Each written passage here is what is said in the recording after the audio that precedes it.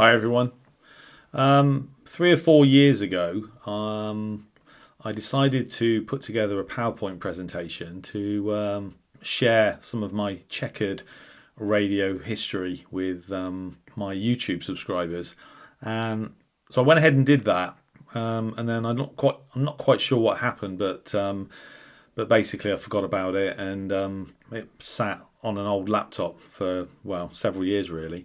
I came across it again the other day, and I thought, well, why not do it? I've managed to upload the slides into iMovie, and I just think that probably a lot of us, over the years, probably from when we were kids, there have been radios that we've owned, that some good, some not so good, radios that we've wanted to own, and I just thought it'd be interesting for me to share a few examples with you guys, and then you can feed back on the channel. So let's start, and we start in about 1975.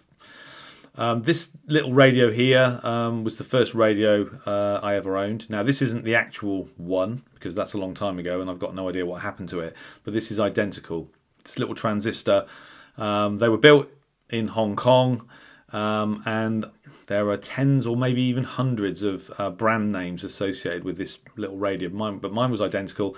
I think it ran off a 9-volt battery, PP9.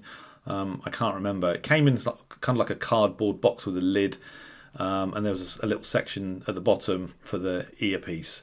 I must have been like 5 or 6. I remember taking it to school, and there was only me and another kid in my class that actually owned a radio, and we brought them in one day and got told off by the teacher for having them on during a lesson. So yeah, but it's a long time ago now. It was my great grandmother that gave me that radio for my birthday. I can't remember if it was before I got this radio or after, but what inspired me greatly was one evening I was tuning through medium wave on my mum's radio when I was a small child at night, hearing all those foreign voices coming in from Europe, and that really inspired me a lot. And then fast forward to the sort of late 70s, my dad used to get the Daily Mirror newspaper, and there used to be an advert in there quite often for the Binatone World Star. Some of you will know about that radio if you're in the UK. Many of you won't. And as you can see, it's kind of got that sort of traditional 1970s kind of styling with the world map. It's very sort of zenith transoceanic in its kind of in its design, and that radio also inspired me greatly. I think the advert said things like, 1 minute you're tuned to London, the flick of a switch, you can go globe-trotting around the world. Well, as it happens, with this radio, you actually can't, because it doesn't. It only tunes through from basically the top of the X band on medium wave to 4.4 megahertz, and now it's marked on the tuning scale as marine band. But I didn't know at the time. At the time, as a kid, I can remember cutting the newspaper adverts out, keeping them, and wanting one of these radios, only to discover sometime in the near future that my great uncle actually had one of these as a bedside radio. So I wanted one but could never afford one. And then I think it was in Christmas 1980 I finally asked my mum for a radio for Christmas, and she bought me one, a cheap one. I asked for a shortwave radio, didn't get that. She bought me a cheap radio from somewhere, and it broke within a few days. And I must have been in my dad's good books, because he then went to Oxford with my mum, without me, funnily enough, and they bought me this radio, which is an Hitachi KH924L.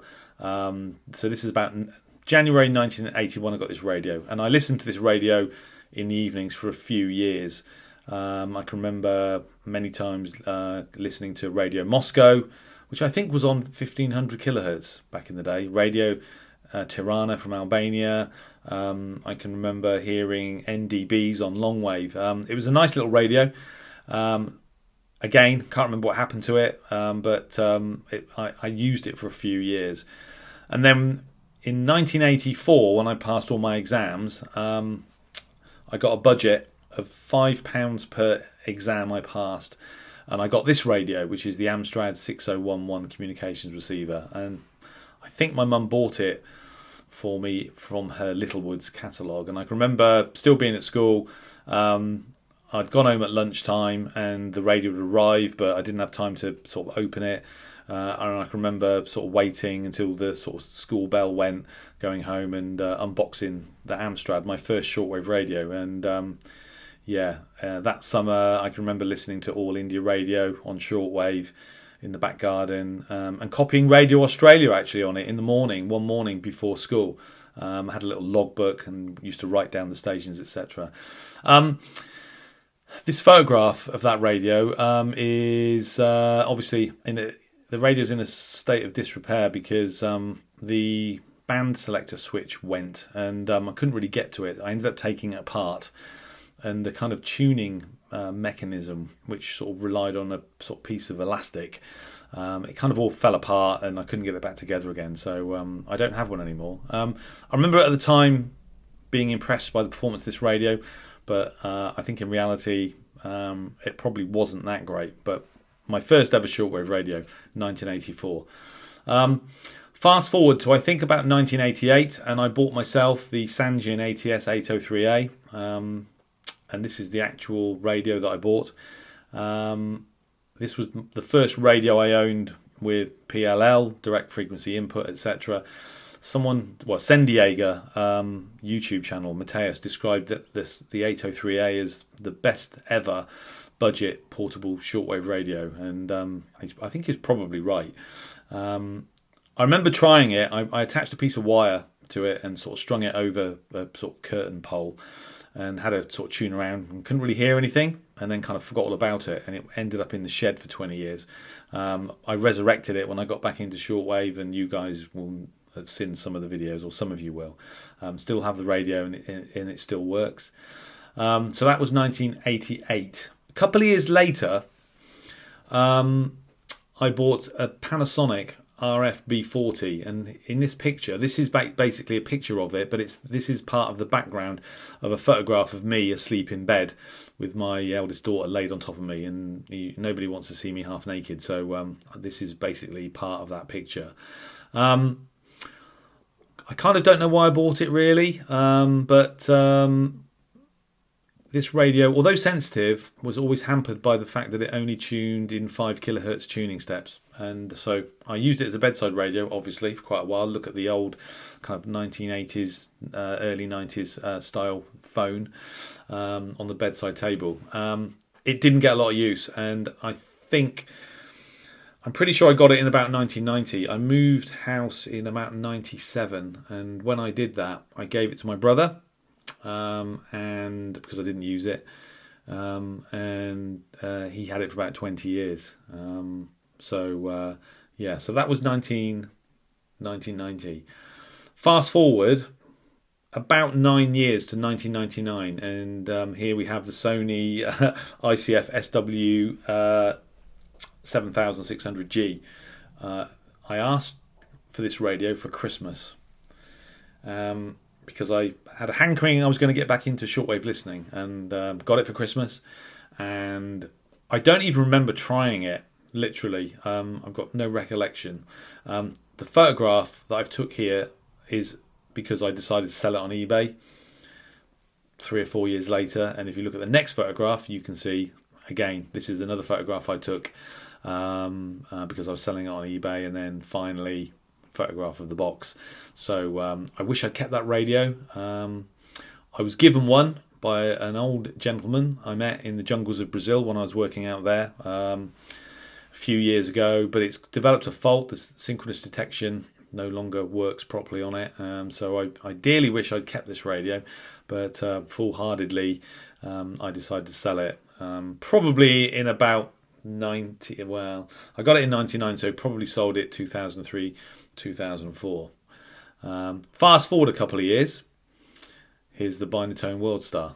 I don't know why, but again, I was looking on eBay, saw this one for sale for 99 pence and thought, I'll have a piece of that. That's the radio that I always wanted as a kid.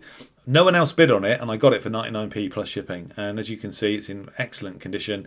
I think, as I said, about 2006. I don't use it regularly, although I do use it for listening to the Test Match special on BBC Radio 4 and Longwave, although that's coming to an end at the end of this summer. But they say try not to meet your heroes. The performance of this radio is not very good at all. Nice audio. Sensitivity on long wave is okay. Medium wave, not great. It's got airband, actually. It's not too bad on airband, but overall, very, very sensitive to interference, as you can imagine. Cheap electronics, not well shielded, I'm sure. So it doesn't work particularly well indoors in the 21st century, but I have an emotional attachment to it. And as I said, I got it in about 2006, still have it. It's a nice piece of, it's more ornamental these days, but it's just takes me back to when I was a kid every time I look at it. So that was 2006. Fast forward about 9 years to 2015. And here is my Texan PL 360. I bought this radio in 2015 when I got back into shortwave radio. I've been watching YouTube videos actually of someone uploading transatlantic medium wave DX signals they've been copying with a Perseus SDR. I used to have one of those, great SDR, and again became inspired.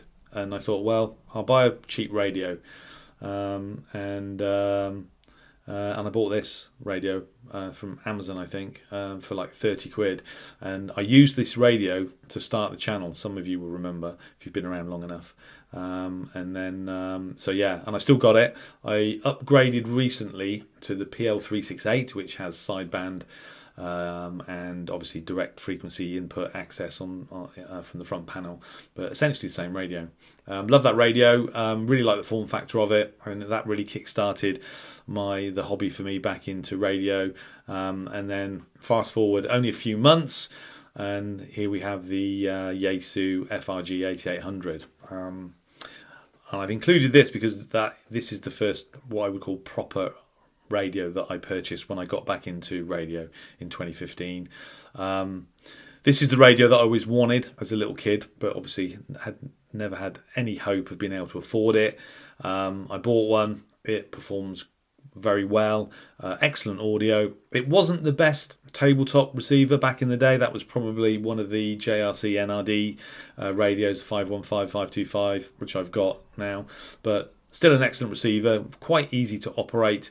And I love the aesthetics of this, these days they call it the industrial design. I just think it's an aesthetically very pleasing radio, and a keeper, one that I'll never get rid of. So yes, that's 2015. Fast forward another 5 years or so to 2020, and here is my Panasonic RFB40, same radio that you saw in the previous picture. My brother phoned me out of the blue. Well, no, what happened was we met for coffee.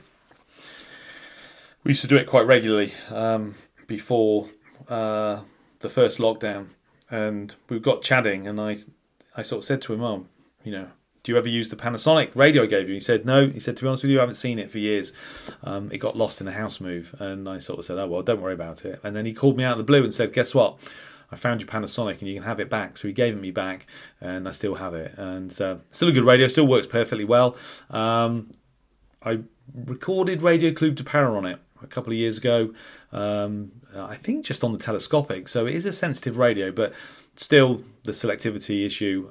Not such an issue these days because the shortwave bands are nowhere near as crowded as they were back in 1990. But having that sort of 5 kilohertz tuning step is always going to make life a bit more difficult. But again, a radio that I have an emotional attachment to because I've had it, then lost it, and got it back again over a sort of period of 30 years. So there you go. That's sort of 2020. So this video starts in 75 and finishes in about 2020. So we're talking about 45 years of radio history, and I'll probably do another one to cover the last few years, maybe from 2015, because I bought quite a lot of radios from 2015 to now. So that's my checkered radio history. Some good, some bad, and some I just have an emotional attachment to, and I'm sure that you guys have got similar stories that you can tell. So I thought I'd share that with you. So thanks for watching. I hope you enjoyed it, and I'll look forward to some of your comments on the channel. So with that, I wish you all the best, and 73.